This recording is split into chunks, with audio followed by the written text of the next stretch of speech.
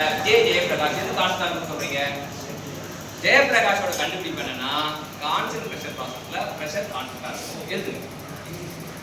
ஜெயபிரகாஷ் என்ன கண்டுபிடிச்சிருக்காருன்னா constant pressure ப்ராசஸா கண்டிப்பாக pressure கான்ஸ்டன்டா தான் இருக்கும் அப்படின்னு கண்டுபிடிச்சாரு.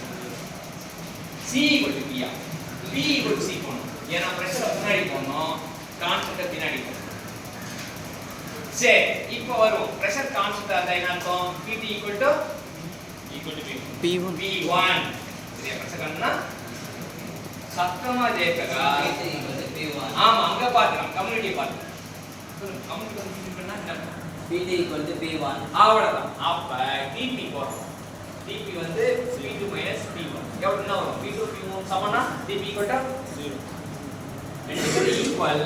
அப்ப ரெண்டு சண்டை போட்டாங்கன்னா 0. எவ்வளவு? 0. மொத்தமா கம்யூனிட்டி 0.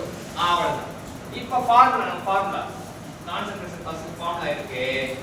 கான்ஸ்டன்ட் பிரஷர் ப்ராசஸ்க்கு ஃபார்முலா என்னன்னு பார்த்தா இன்டெகிரல் ஆஃப் VdP. ஆனா dP என்ன ஆகுது?